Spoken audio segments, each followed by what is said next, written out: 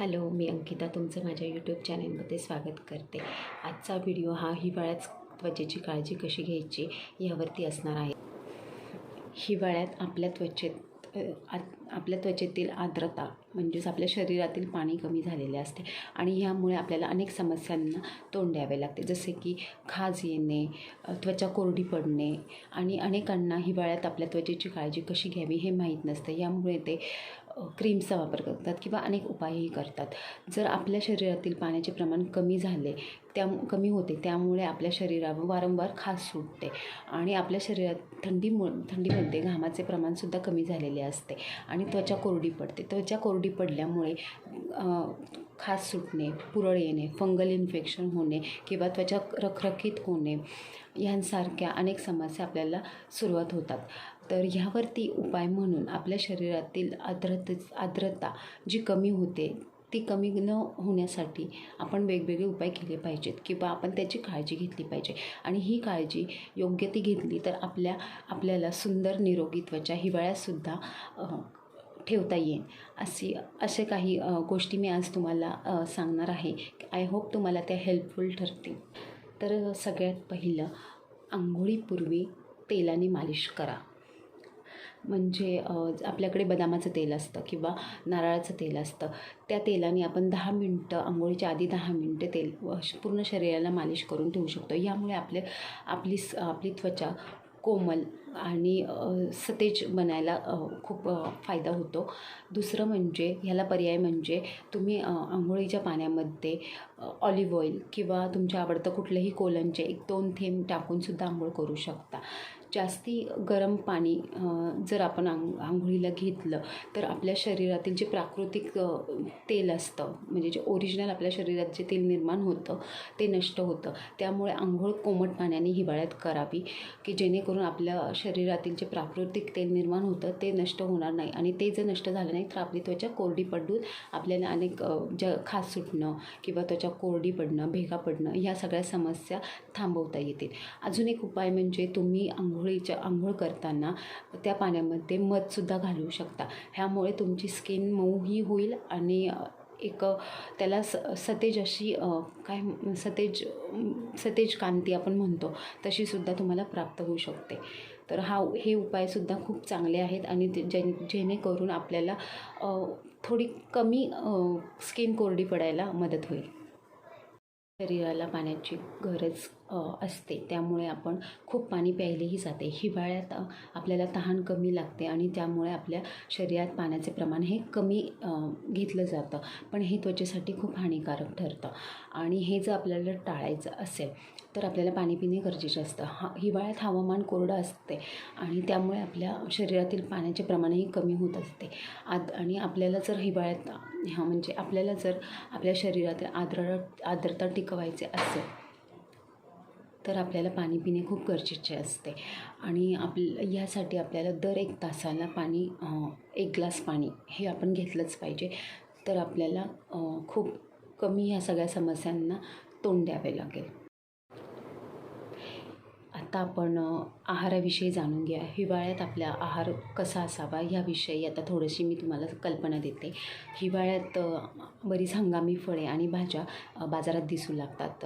तर हिरव्या पालेभाज्या आणि फळे खाणे कायमच आपल्या शरीरासाठी चांगले असते, फायदेशीर असते. पण हिवाळ्यामध्ये खास करून बेरीज ज्या उपलब्ध असतात त्यामध्ये स्ट्रॉबेरीज, कॅनबेरीज, ब्लूबेरीज किंवा ब्लॅकबेरीज यांचा समावेश करावा. ह्या बेरीजमध्ये जीवनसत्व आणि अँटीऑक्सिडंट असतात, ज्याचा फायदा आपली त्वचा निरोगी आणि चमकदार होण्यास मदत होते. आणि हिवाळ्यामध्ये आपण सूप, कोशिंबीर किंवा दूध आणि दूध, रस कुठलेही या अशा आहाराचा समावेश करू शकतो, ज्यांनी ह्या सगळ्यांनी आपल्या त्वचा निरोगी राहण्यास फायदेशीर ठरते. तर मी आता तुम्हाला आपण त्वचेची काळजी घेण्यासाठी जी उत्पादनं वापरतो, जे प्रॉडक्ट्स वापरतो त्याविषयी थोडंसं सांगते. आपण आपल्या स्किन केअरसाठी जे काही प्रॉडक्ट्स वापरतो तर ते आपण प्रत्येक ऋतूमध्ये चेंज केले पाहिजे किंवा चेंज करावेच लागतात, कारण सगळेच ऋतू सेम नसतात. उन्हाळ्यामध्ये कडक असतं, तसे हिवाळ्यात हवा कोरडी असते.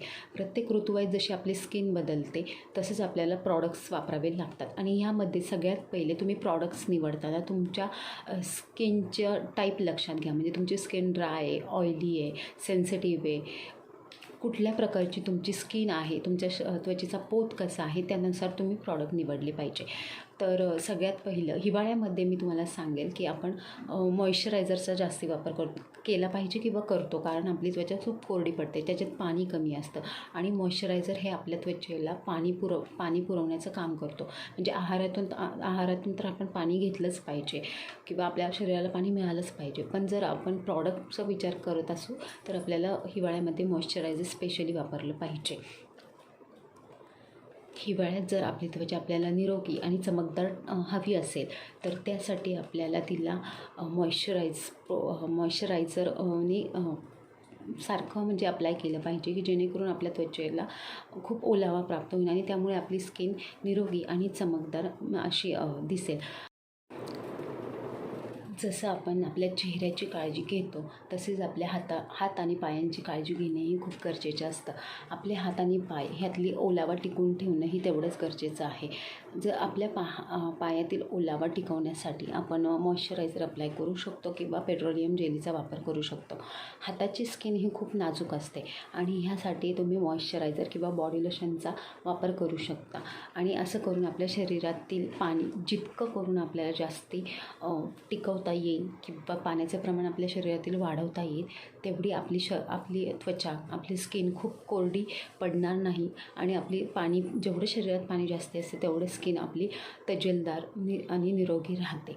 तर इथे मी तुम्हाला मी काही प्रॉडक्ट्स यूज करते जे माझ्या स्किनला सूट होतात. माझी स्किन ड्राय आहे तर ते मी तुम्हाला दाखवते. मी रिकमेंड नाही करत कुठलेच प्रॉडक्ट्स, पण जे मी यूज करते ते फक्त मी तुमच्याशी शेअर करते. तुम्ही ते घ्यावेच किंवा वापरावे असं माझं तुम्हाला कुठलंही नाही आहे किंवा तुम्ही करू नका. मी जसं मगाशी सांगितलं तुम्ही तुमच्या स्किन टाईपनुसार तुम्हाला जे सूट होईल तेच प्रॉडक्ट्स यूज करा. फक्त मी आता तुम्हाला इन जनरल की मी काय यूज करते ते फक्त दाखवते. इथे माझ्याकडे हे नेवियाचं बॉडी मिल्क आहे. एकतर मी हे यूज करते किंवा मग बायोटिकचं मॉर्निंग नेक्टर आहे जे मी फेसला मॉइश्चरायझर म्हणून अप्लाय करते. आणि माझ्याकडे अजून एक हे व्हॅसलिनचं बॉडी लोशन. तर हे मी हे बॉडी लोशन मी हातापायांना यूज करते आणि हे जे बायोटिकचं मॉर्निंग नेक्टर आहे ते मी चेहऱ्याला मॉइश्चरायझर म्हणून अप्लाय करते. आणि कधी वाटलंच तर हे नेवियाचं अप्लाय करते. नेवियाचे हे सगळेच माझ्या स्किनला सूट होतात आणि हे माझ्यासाठी खूप चांगले वर्क करतात म्हणून मी हे यूज करते. आणि जसं मी म्हटलं आपला चेहरा, हात, पाय हे झालं, पण आपल्या ओठांची त्वचा ही खूप नाजूक असते. तिचीही काळजी घेणं आपल्याला गरजेचं असतं.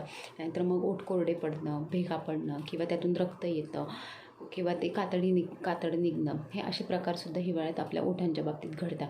तर त्यासाठीसुद्धा आपण एक चांगलं लिप बाम किंवा पेट्रोलियम जेली व्हॅसलिनची ती पण यूज करू शकतो.